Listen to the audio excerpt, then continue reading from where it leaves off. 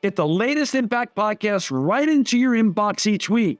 Subscribe by entering your email address at impactpodcast.com to make sure you never miss an interview. This edition of the Impact Podcast is brought to you by ERI. ERI has a mission to protect people, the planet, and your privacy, and is the largest fully integrated IT and electronics asset disposition provider and cybersecurity-focused hardware destruction company in the United States, and maybe even the world. For more information on how ERI can help your business properly dispose of outdated electronic hardware devices, please visit eridirect.com. This episode of the Impact Podcast is brought to you by Closed Loop Partners. Closed Loop Partners is a leading circular economy investor in the United States with an extensive network of Fortune 500 corporate investors, family offices, institutional investors, industry experts, and impact partners. Closed Loop's platform spans the arc of capital from venture capital to private equity, bridging gaps and fostering synergies to scale the circular economy. To find Closed Loop Partners, please go to www.closedlooppartners.com.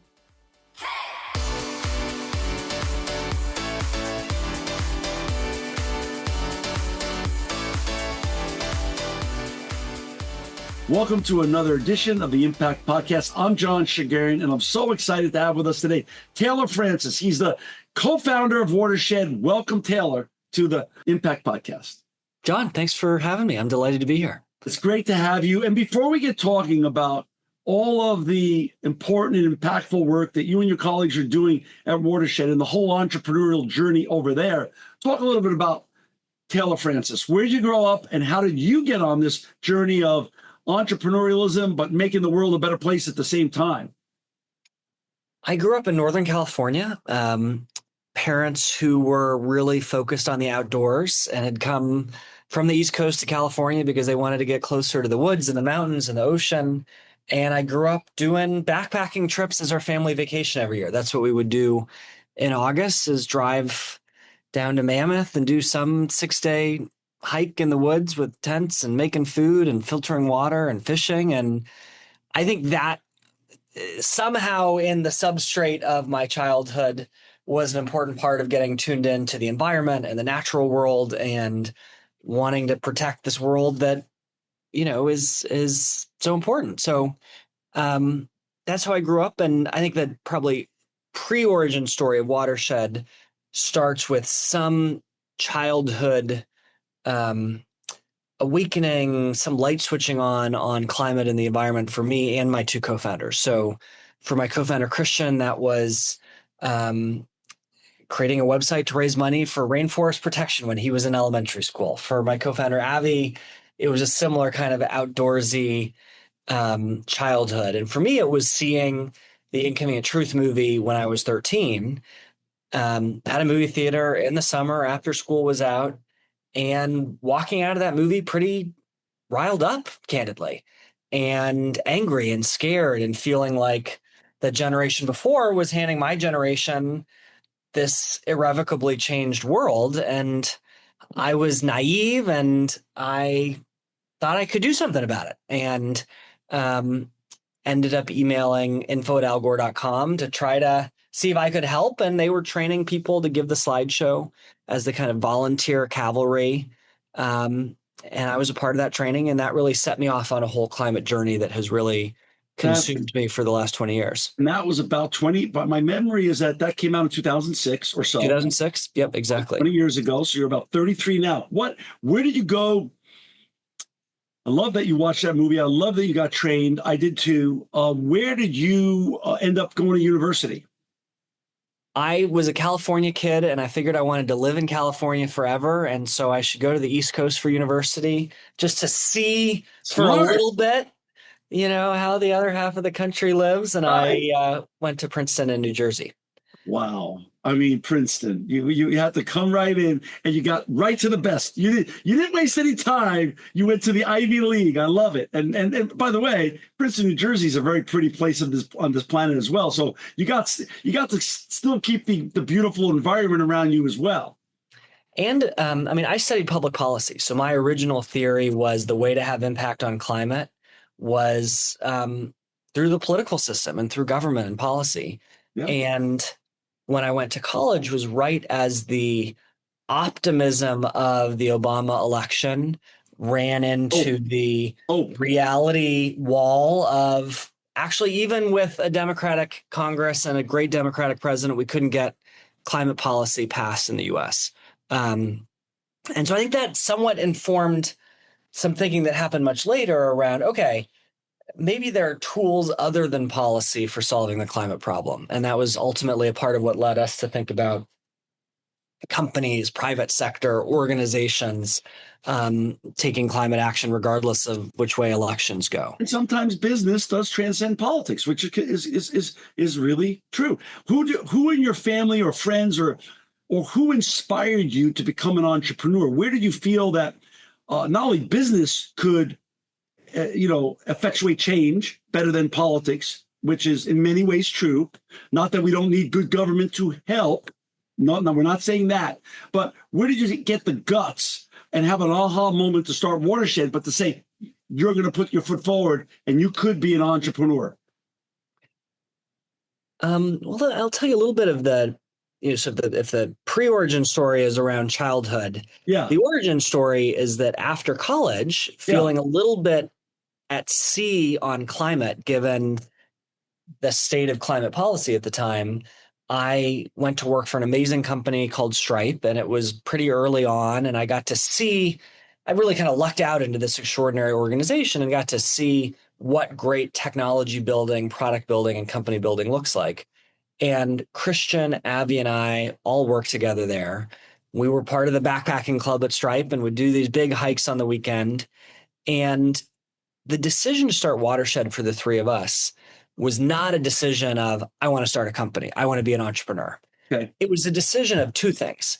Hmm. One was we wanted to work together. We wanted to work together on something.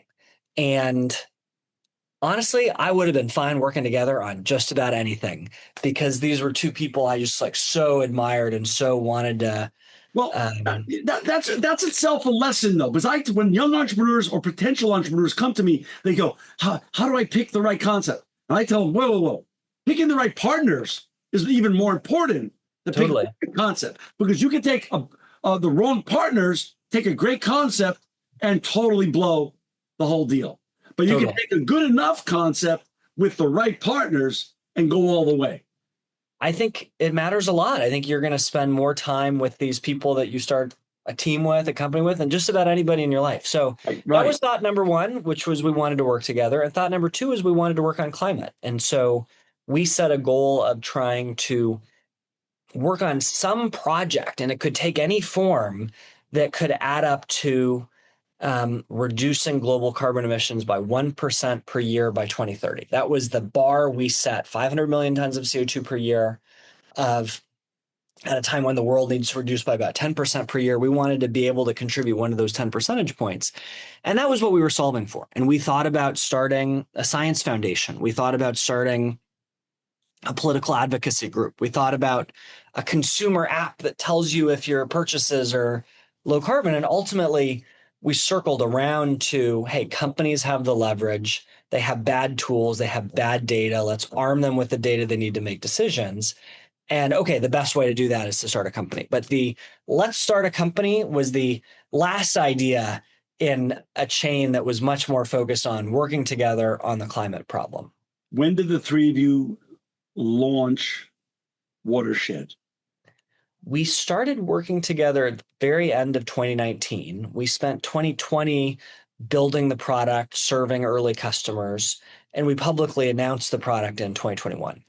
So COVID was good to you because you were all undercover anyway, in terms of there was nowhere to go, and it gave you a great chance to focus together.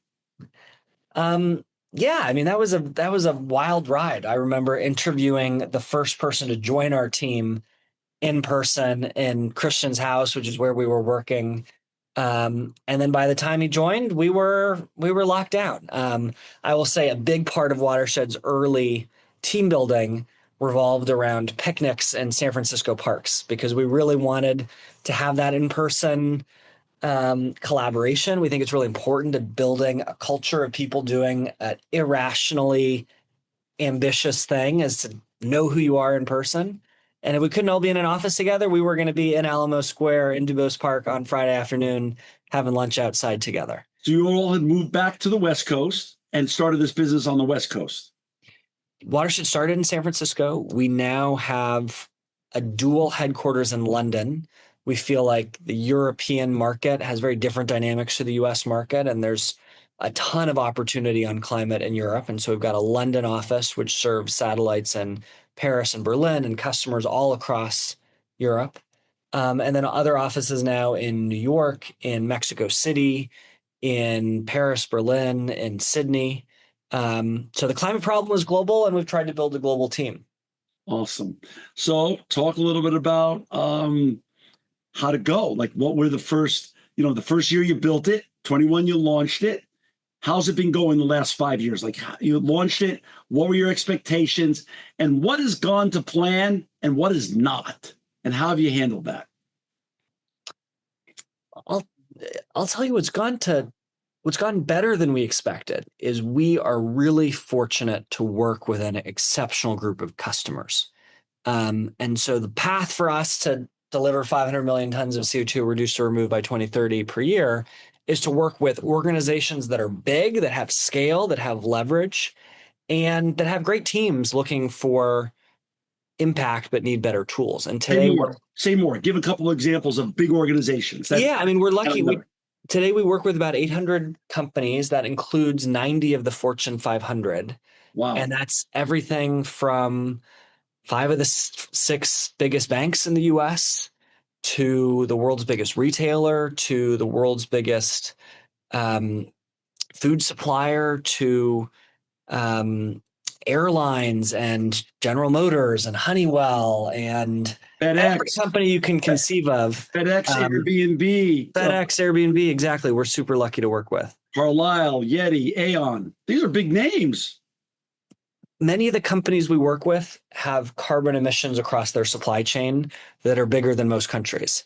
Wow. And our job is to help the 1 or 2 or 3 or 5 or 10 or 15 people who are charged with managing country scale carbon supply chains do that in a way that supports their path to zero carbon and help them make and save money along the way. For our listeners and viewers who have just tuned in, we've got Taylor Francis with us today. He's the co-founder of Watershed. You can find Taylor, his co-founders, and all his colleagues at Watershed at www.watershed.com. So now, what were the initial tools that you rolled out in 2021 that got some of these bigger brands excited about what you were doing? The core of Watershed is we are an enterprise software platform for sustainability data. And that has been true since day one. That is true today. We help companies take their kind of disparate operational data, think utility bills, think invoices and bill of materials and how much you're spending on different parts of your supply chain, business travel and employee data and all this stuff. We help them take that and turn it into a view of where's the carbon coming from? Where are the other sustainability impacts coming from? How are we doing relative to our plan? What can we be doing better? And report on that to the outside world, whether that's investors or customers or regulators, and inform better decisions on how to achieve our goals and improve the business at the same time. That was true on day one. That was true today.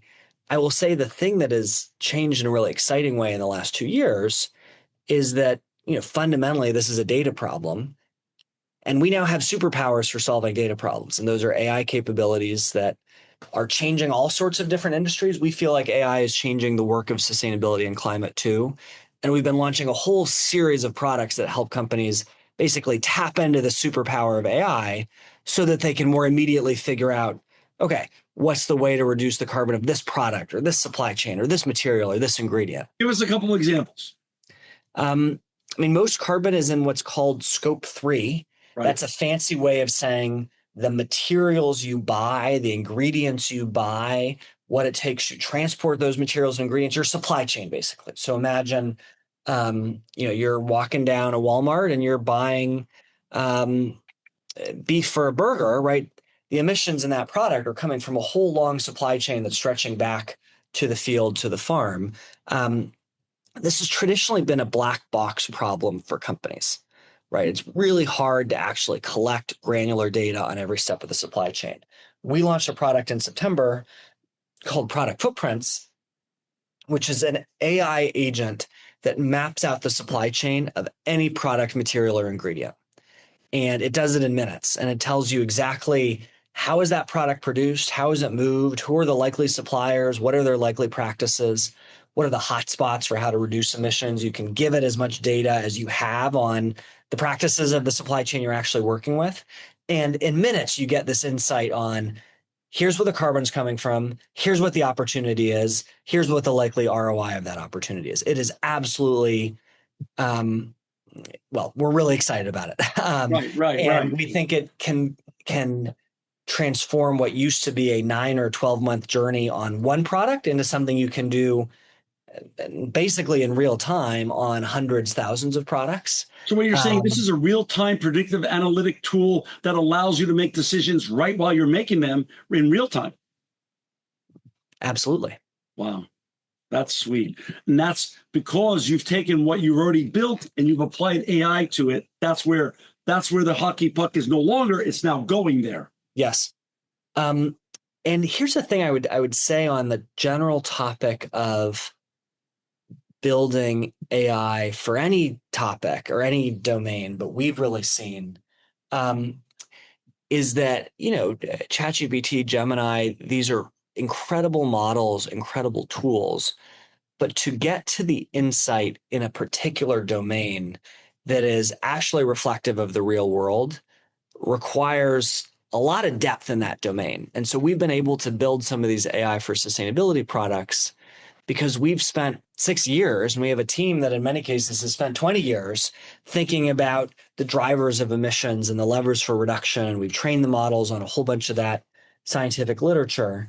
And so it takes a lot of work to get these AI products to really sing for a particular domain. So you're taking what is, like you said, Gemini's great, ChatGPT's great, Anthropic Cloud's great, Grok is great. So you take an LLM, and then for your clients specifically, you're really creating an SLM for their specific industry. That's right. There you go. Got it. And then you're able to replicate that SLM for that entire subset of industry. So if you're talking tomorrow you're talking to David Solomon over at Goldman, with that the SLM you've created for that industry per se, private equity, major investment bank, you're able to have that similar conversation because you already have the right tools with Larry Fink. Got it. And one of the things that's really interesting about this space is the extent to which companies will only be able to solve the climate problem if they work together. So, say more. Well, I mean, you think about different supply chains. There's a whole set of companies that are in each other's supply chains. They're selling products to others. They're buying products from others. And so we think a lot about how can we enable the productive version of collaboration between a buyer and seller in a supply chain. And there's plenty of unproductive versions of collaboration, right? Think of what's traditionally been done in this space is people send surveys back and forth to each other, fill out questionnaires over and over and over again. Makes you feel like, you're doing something, but the world is not going to decarbonize with more surveys being traded back and forth across the ocean. And so we're really trying to figure out how can we enable companies to kind of collaborate in a productive, action-oriented way. And anyway, I think AI is a tool. That's not more than a tool, but it can be a tool on getting to that insight a little bit faster. I'm in an elevator with you today in San Francisco. You hand me your business card, I hand you mine. So we're going 60 floors up. And I get your business card and it says Watershed, and you tell me what you do. But I give you one of those typical shoulder shrugs, like, why should I care about what you do? Being that I run a private equity firm out of San Francisco, massively successful, like most of the smart ones are, and I've got 60 portfolio companies. Why should I really care about sustainability? Why should I care about decarbonizing. Why can't I kick the can down the road, leave that for the next guy to do, or such? Why is what you do so important right now? Because sustainability is not just about carbon. It's not about press releases or compliance or marketing. It's about ROI for businesses. So the conversations we have with customers every day are about the fact that increasingly, if you're selling to the world's biggest companies, the thing you got to do just in order to be in the RFP is to have a climate program and to measure your emissions and to disclose your scope 3 and to have targets for reducing those emissions. And that's true if you're selling into tech. It's true if you're selling into pharma, where all the major pharma companies had their chief procurement officers, not their sustainability officers, their chief procurement officers send a letter to their vendors and say, this is our expectation of you. It's true if you're selling into auto. It's true if you're selling to basically any major category. So that is not a feel-good endeavor. That is, you got to be tall enough to ride the ride if you're selling into the biggest companies in the world. Right. If you're raising money from the biggest investors in the world, this is a thing that is expected of pension funds and sovereign wealth funds and asset management funds and asset owners. And the amount of times that gets mentioned in kind of news articles may vary. We've seen over the last couple of years a huge increase in the number of customer requests and investor requests around sustainability data. So that's the way we help customers. That's what we talk to them about. The kind of climate and planet impact is bonus. It's the bonus that motivates us, but it's a bonus relative to solving real business problems for customers. So I started this podcast in 2007. It started as a radio show. And then, of course, I got an email, which I thought was absolute spam from Apple saying, we like your podcast. We want it on our platform. It's a new podcast platform. And I thought, this is absolute spam. Apple doesn't email me. And I've never heard of a podcast platform. Long story short, I've been doing this a long time, almost back to the days when you saw Inconvenient Truth for the first time. And back then, C-suite people, when they heard the word sustainability, they basically took their hand, put it to the head and said, how much is this going to cost? You just turned that whole thing on its head. How did that whole paradigm shift to sustainability equals ROI versus how much is this going to cost me? There was an enormous amount of investment in low carbon technologies, which are now in the money for companies in a way that wasn't true 20 years ago. So in that slideshow that you and I learned to present by Al Gore, part of the Climate Project back in 2006, There was a slide that showed projections for the price of solar versus the price of coal versus the price of natural gas for producing a new kilowatt hour of electricity. And those predictions, at the time, solar was way more expensive. Those predictions, I remember as we were kind of trained on how to present that slide, there was a lot of skepticism about, are these predictions going to come true? And in fact, if you look at what has happened in reality for the cost of solar versus what is predicted, every single year, the costs have come down faster than expected. Deployment has accelerated faster than expected. People think of the last year as a negative year for climate policy in the US. They're right. It was not a negative year for climate technology deployment in the US, right? Clean energy stocks up 30% last year. Oil stocks flat. That is about technology. That's not about policy. That is about the payoff of this massive investment in clean technologies. And so that's the thing that's changed, is that quietly, sometimes under the radar, sometimes counter to what you may read in the news, the climate economy has become really big. And companies want to be a part of that. They want to make sure that their company is going to be well positioned to win from that shift, not lose from that shift, not miss out on the upside. I love having great people like you who have created unbelievably important companies on the show.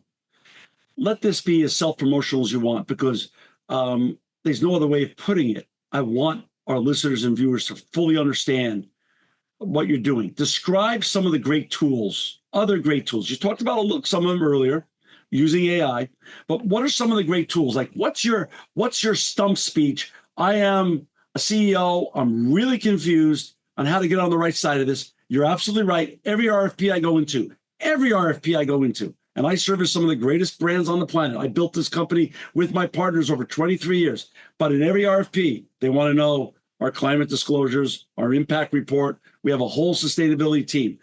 Pitch me on why your great tools provide me more leverage in putting together a climate plan that I'll be proud of, hold my head high when I fill out every RFP that I'm entering into.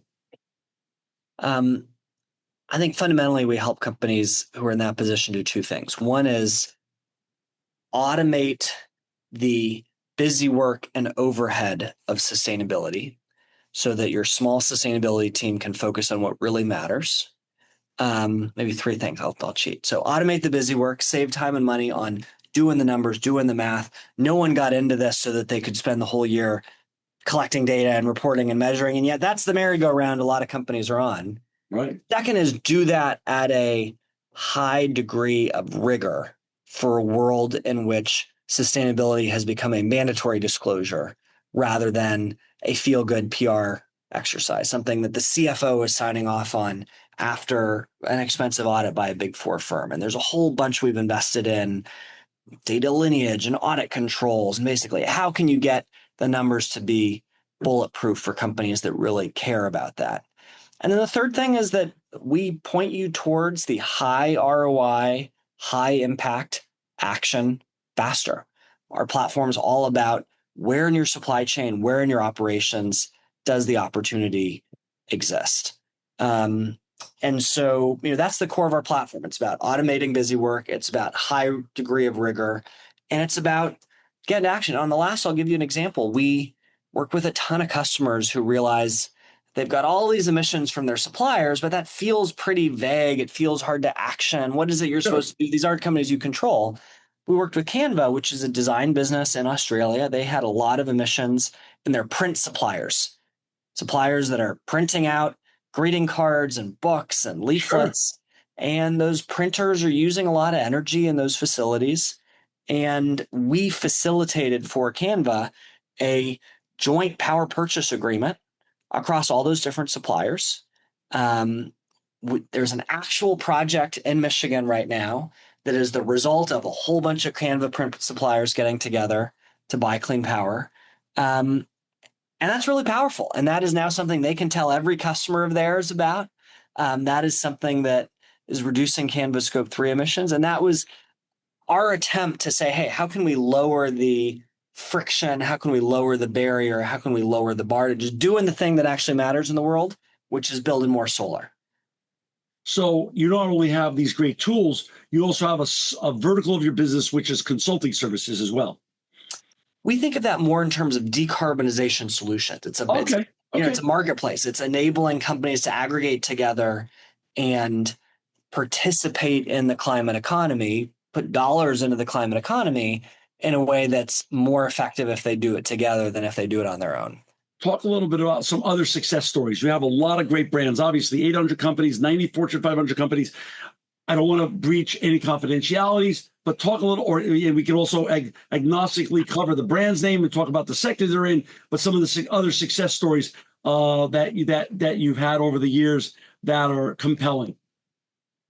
There have been so many. We just published a piece on our website about Albany International, and that is a business that's both in the paper business and they're in the aerospace business. Wow. And they are, a key part of a whole bunch of supply chains. And they've really invested long before we started working with them to an exceptional degree in thinking about what is the low carbon piece of every part of their supply chain, of their manufacturing process, of their materials. And we've helped them get clean power in a way that is both good in a world of rising energy bills and a kind of hedge on an important input cost. Wow. That's so exciting. So talk a little bit about the entrepreneurial journey, you, Christian, and Avi. I remember years ago, it's probably a 15-year-old story. I was sitting with Doug Leone, the one of the original guys who created the massive success of Sequoia Capital. And he was told me about the first check that ever went to the Google guys. He wrote the first check, $10 million. He said, John, it went into the bank and they never needed to touch it. Talk a little bit about your journey. How'd you raise money? And how's the journey gone in terms of, was it just one of those kind of Google stories where you did it together and you never looked back? Or have there been fits and starts on the massive success that you guys have put together? Well, I think, look, I have a ton of humility. We are super early in this journey. And I think everyone who starts a company kind of lives every day with a real sense of how much more there is to go. I certainly feel that every day. I think the one thing we have in common with Google is actually our first two investors, Mike Moritz at Sequoia and John Dorick Kleiner, were two of the first investors at Google. And so we were There you go. lucky to have investors who, more than the capital, have brought this, I would say, kind of steady counsel. Our best quarters have been the quarters where we have a board meeting in which the board brings us down a few pegs and says, hey, you may beat all your numbers, but how are we generating pipeline? Are we investing in the right products? Are we investing in the team in the right way?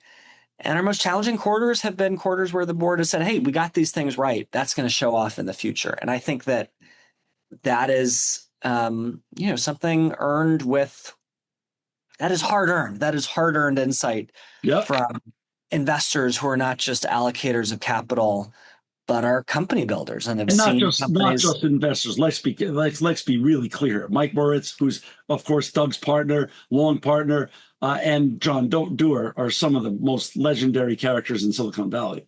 And so I think that's right. On the financing perspective, I would say that's the thing that we've been most fortunate on, is just to have some really steady, really long-term minded investors. I think that really matters. I think people think a lot more about what they raise, at what price they raise, how much they raise, how it's going to feel to be in TechCrunch. And I think a lot less about what's it going to feel like to be in 23 board meetings. I think we just had our 23rd board meeting. What's it going to feel like to be in 23 board meetings with this group of people? And what type of counsel are you going to be getting from them as the company grows? But that's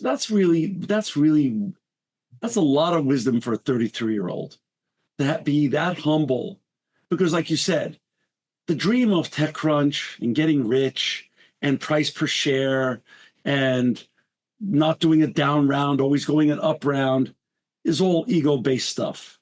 But when you're coming from the right place and you become successful, but also manage to stay part of planet Earth, that's where the magic starts to happen.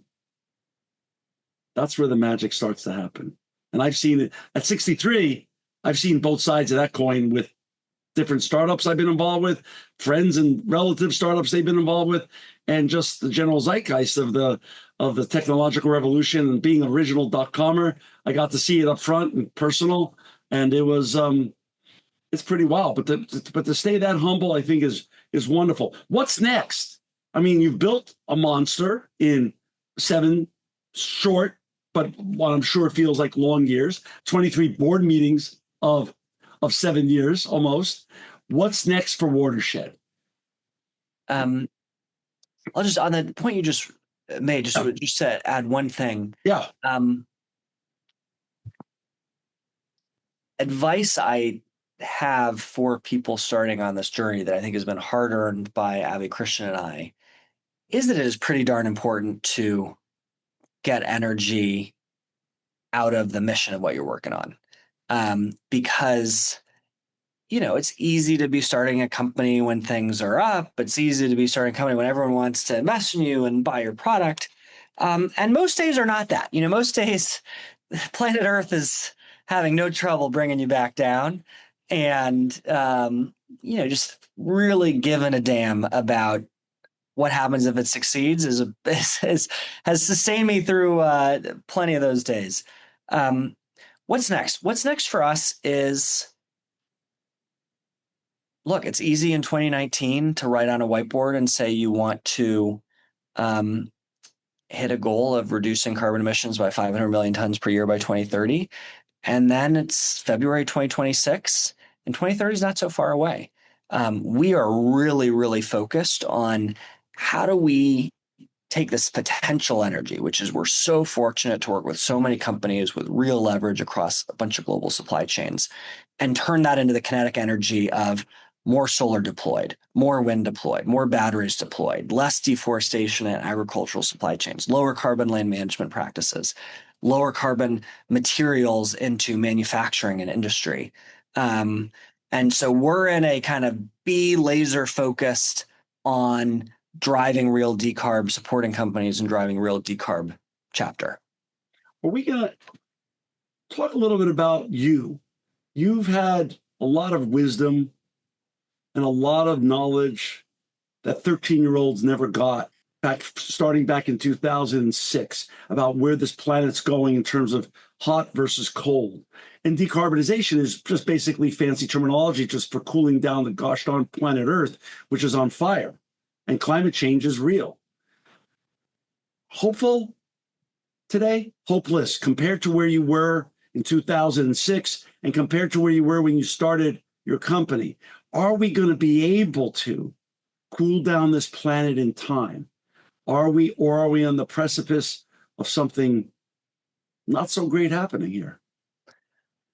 I'm definitely congenitally an optimist. And so I think that's part of what, is in the water on doing something like this. Here's what I'll say. I think relative to 2006, yeah, I am super optimistic about the progress we've made. Great. I think if you had said in 2006, hey, we're not going to pass a climate bill in the US, we're going to have a series of administrations that take climate policy to and fro, and yet solar is going to be the cheapest source of energy, and we're going to spend $2.3 trillion a year in 2026 deploying clean energy technologies, and China will have peaked emissions, and will, Western countries will have decoupled emissions from economic growth. I think people would have said you're crazy.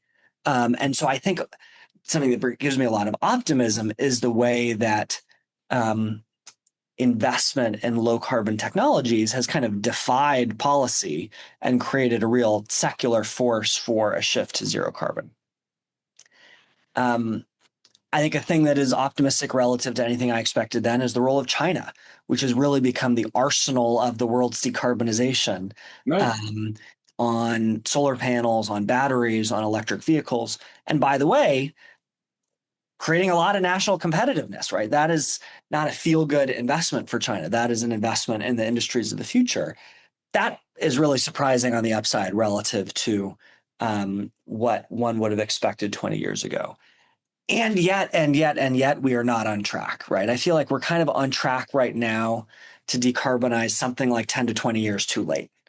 And that'll actually probably be okay for averting the worst impacts for much of the rich world.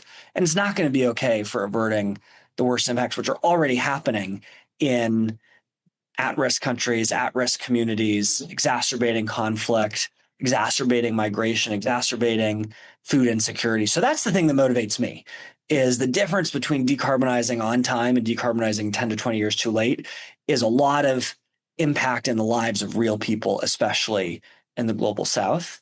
And so, I'm optimistic, and I feel like the task is a task of acceleration, right? It's not a task of a cold start. It's not a task of turning back the tide. It's a task of, hey, this thing is happening. It's not happening fast enough. That's right. I agree. You have offices around the world. Talk a little. First of all, I get to, because of the show, I get to interview, I call one of the greatest fraternities on this planet, chief sustainability officers, chief impact officers from some of the biggest brands on this planet. And one of the commonalities, they have many commonalities, but one of them is the relentless patchwork quilt that continues to fracture the sustainability world, in that the rules and regs in Europe are different than South America, are different than North America, are different than Asia, and there's no harmonization of them. Is that where one of the great voids and opportunities for you to step in and, with using the data sets that you're able to provide, are able to rationalize this to chief sustainability officers and give them the right tools so they're not spent just trying to harmonize all these crazy rules and regulations, and they can actually do the great work of making their company more sustainable, i.e. more resilient? Yes. And I think that's going to get worse, by the way.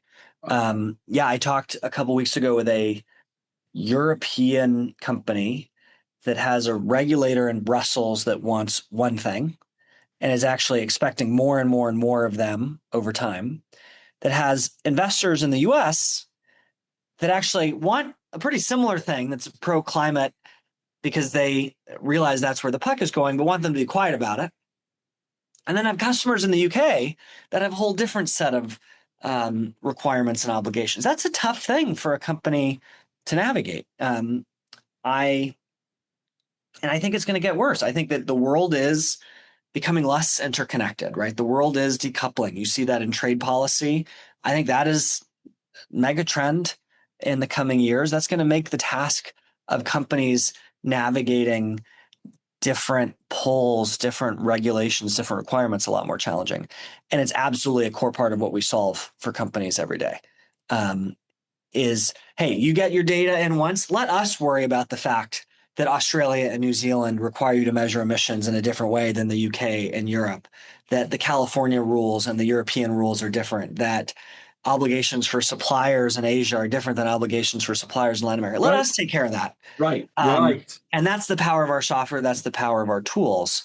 And I think, I think a lot about Mark Carney's speech in Davos a couple weeks ago. I think that doctrine of a world where there's variable geometry and different countries work together on different topics in different ways, that's a tough world for companies to navigate. If you're not at the table, you're on the menu. That speech was pretty powerful. I think it was considered, well, many Canadian friends of mine say it was the best speech that any Canadian leader ever gave in their lifetime. And I think at Davos, I think that was considered the best public presentation that was given during the whole period there.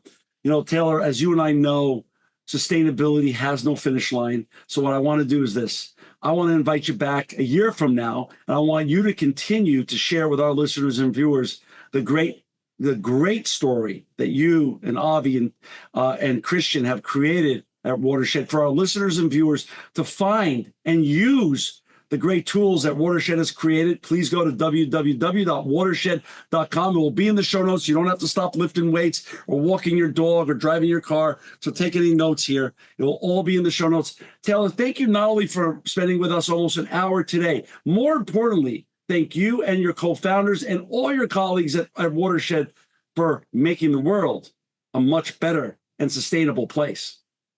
John, thanks for having me. It's been a delight. I'm looking forward to coming back. This edition of the Impact Podcast is brought to you by Engage. Engage is a digital booking platform revolutionizing the talent booking industry. With thousands of athletes, celebrities, entrepreneurs, and business leaders, Engage is the go-to spot for booking talent, for speeches, custom experiences, live streams, and much more. For more information on Engage or to book talent today, visit letsengage.com. This edition of the Impact Podcast is brought to you by ERI. ERI has a mission to protect people, the planet, and your privacy, and is the largest fully integrated IT and electronics asset disposition provider and cybersecurity-focused hardware destruction company in the United States, and maybe even the world.